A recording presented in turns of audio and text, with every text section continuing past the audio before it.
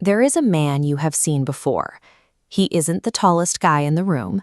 He doesn't have a billionaire's bank account or a movie star jawline. But when he sees a woman he wants to talk to, he walks directly toward her. No hesitation in his step, no apology in his posture. You watch him and wonder what he has that you lack. And usually the mind starts reaching for convenient excuses. You blame your height. You blame your income. You assume he must have some inherent physical advantage that you were denied. But you are looking in the wrong place. The real gap between you and him is a deeply ingrained psychological error. Most men believe that to approach a woman, they first need certainty. They think they need a guarantee that things will go well before they take a single step. Because no one can actually predict the future, men fall into the certainty trap. They try to buy that missing certainty. They spend years carving out a perfect gym body. They finance luxury cars or buy expensive watches and designer wardrobes. They are trying to build an external shield that guarantees they won't face rejection.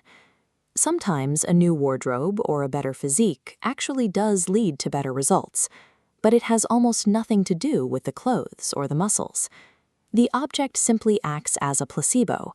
It finally gives a man the internal permission to believe he is worthy, and that belief drives him to take the action he was always capable of. If the car or the watch is just a crutch, then magnetic attraction doesn't rely on anything external. The true foundation of confidence is entirely internal. It is the willingness to act, to move forward, and to speak while fear and uncertainty are actively pulsing through your nervous system. This brings us to the first trait, courage. Society tells us that brave men feel no fear. That is entirely false. Courage is the active, deliberate tolerance of uncertainty. It is accepting that you don't know the outcome and deciding to move anyway. Here is the distinct advantage you have. A woman cannot read your mind. She cannot perceive the knot of anxiety in your stomach.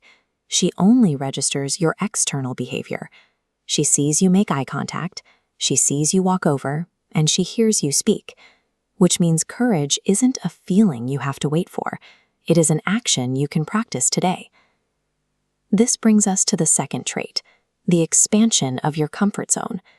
This diagram maps an invisible psychological boundary.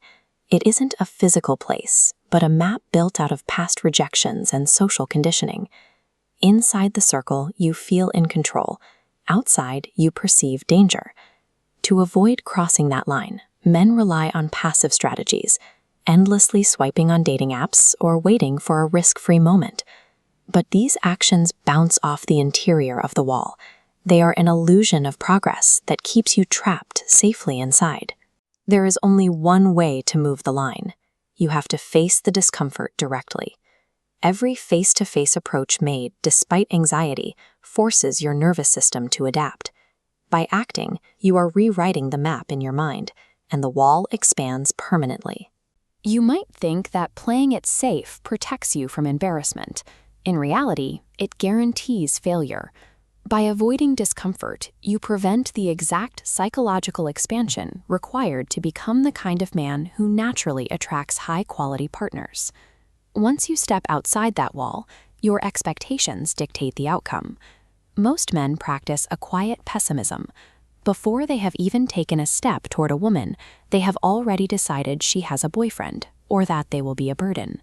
They write the entire rejection script in their head. That internal assumption doesn't stay hidden, it leaks out physically. A man whom expects rejection approaches with submissive body language and uncertain eye contact. He sounds almost apologetic for his own presence. The rejection happens exactly as he predicted, because his expectation created the experience. The third trait, optimism, is the antidote. This is a grounded, rational expectation that your presence is a welcome, positive experience for others. You approach with the assumption that meeting a confident, interesting man is a benefit for her, not an annoyance. This leads us to the fourth trait, ambition. But ambition is often derailed by a specific mental architecture. Take a look at this pyramid.